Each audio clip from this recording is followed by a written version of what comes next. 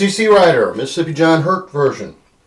This is the older version of the tune. It's not the, amped up Elvis and, even the Grateful Dead's version. It's a lot more, electric guitars and blues harp and Pigpen playing his old organ. That was the best era of the Grateful Dead, in my opinion, but, that's just me.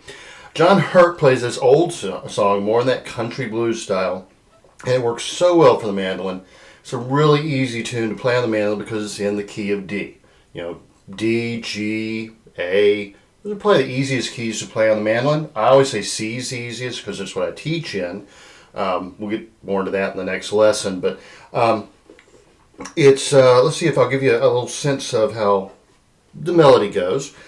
It's, as I said, it's a pre-formulated blues tune. Formal blues says you got to play a 12 bar, you got to play an 8 bar.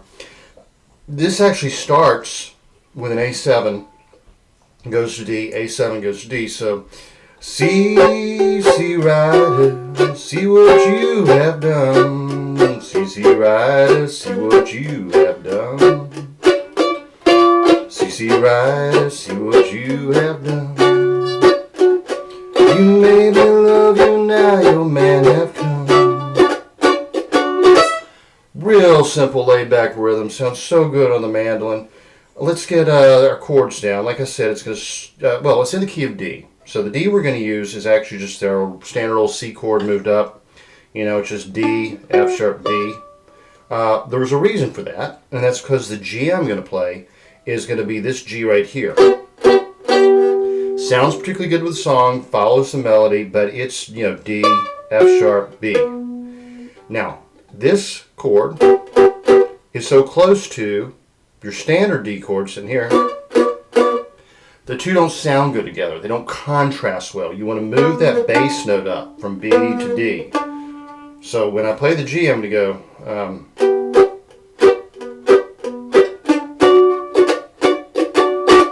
like that. And that moving bass says, okay, we moved to another chord. Whereas if we're just keeping this finger here on the B, it's going to sound muddy. It's not going to sound right at all. But it actually starts on A7. It's our third chord we're going to use. It's the standard three-note A7, A7, D flat, and G. A, D flat, G. So that's first string, 5th fret, second string, 4th fret, third string, 5th fret. Back to D. So the rhythm is, of course, C Rider. So we've gone to A7, D, repeat. See what you have done. To the G, made me love you. Now your man has come. But then you go to something interesting. You play a D7. All we do here is drop this finger down. We go from, D minor. You play a D minor. All we're doing is dropping this finger down from the 3rd string, 4th fret to 3rd string, 3rd fret. And we can just do this as a 2-note chord. There's no reason to play the full chord. We get a... And then we're back G. Man has come. Back to just regular old D. You made me love you on the A7. Now your man has come. All right. Super simple, right? It's a 3-chord song, but they're in a little bit different order than we're used to, which makes the melody really easy to play because we're going to start here with the A. So, A, slide from F to F sharp, D. And this time we just go A, F, D. And then, so B flat to B, D, D, D, D an octave lower. Open string. And then we can play that minor. Repeat. This time go to regular D. Back to the A. So A, F sharp, D.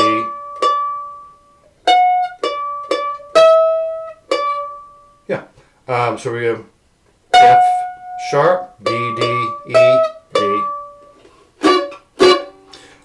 put it in context. We do so verse 2. This is one of those songs that's just got a lot of those like standard blues verses. You kind of interchange them, and people do them different ways. But John Hurt's second verse was there's no more potatoes. Frost has killed the vine. No more potatoes. Frost has killed the vine. Blues ain't nothing but going on your mind. Blues ain't nothing but a good woman on your mind. Now see, Ryder, see what you have done. See, Ryder, see what you have done. See, Ryder, see what you have done. You made me love you, now your man hath come.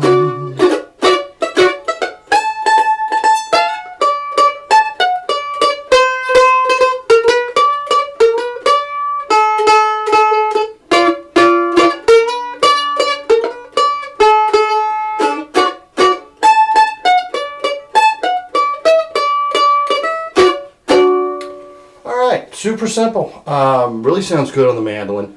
Real nice blues tune. Everybody knows this tune. Everybody knows C.C. Ryder. I mean, the song's over 100 years old. It's been done by so many people in so many different genres. You take this to a bluegrass festival, an old-time festival, an acoustic jam. Everybody's going to start playing along, and everybody, I think, is really going to enjoy it. I mean, Hurt's version is it's simple. It's not very challenging, but it is a little different. When you start on that A7, then you go to the D, it does sound fresh to the ear. And a lot of people are going to perk up and think, oh, that sounds really cool. And the melody's so simple, anybody can start playing along and coming up with their own riffs and everything. Good one to learn. Really good one to have in the bag, you know. So, y'all have a good one. I'll talk to you next week. As always, if you have any questions, email me, judson@judsoncarroll.com, or leave a comment in the comment section. And apparently I'm supposed to tell you to like and subscribe. So if you like this video, like and subscribe and share it with friends. Let's see if we can grow this audience. Let's get an army of mandolin players out there playing acoustic blues. That would be actually really cool. And honestly, that would, I think it would breathe a lot of much needed life back into the bluegrass and old time and acoustic music scene. Things have gotten a little stale lately, in my opinion, just my opinion, but it's not Bill Monroe anymore or Flat and Scruggs. It's kind of sad elevator music in the background more often than not. But again, just my opinion. I think you bring a little more blues and country influences back in there and jazz influences, and the music gets interesting again. Because, I mean, think about this song, C.C. Ryder. I think Papa Charlie Jackson was the first one to record it. This would have been the 1920s. If I'm not mistaken, he's also the first one to record Salty Dog. He lived in Louisville, Kentucky, born in Louisiana, moved to Louisville, was like a head porter in a hotel or something when he wasn't playing music. Papa Charlie Jackson, blues musician from Louisiana, who played a 6-string banjo, by the way, was a huge influence in early bluegrass. I mean, Bill Monroe and Flat and Scruggs and all those guys, they were definitely listening to this kind of music and taking those elements and mixing them there with their old-time influences and the ballads and all that, and the high open voice sound of Roy Acuff, and boom, bluegrass happens and the world explodes and suddenly everybody wants a mandolin and a banjo. And we kind of drifted away from those roots gradually. People go back to the Carter family, and that's awesome. I love the Carter family. Every now and then they go back to Jimmy Rogers, but do they go back to Papa Charlie Jackson? Probably not. And maybe they should. Just my opinion, my 2 cents. I'll get off my soapbox and tell you all to have a great week. Hope you enjoyed your Thanksgiving. Go eat some leftover turkey and dressing. I know I will be. With about a gallon of gravy. It's like James Gregory said, where I come from, gravy is considered a beverage. Have a good one, y'all.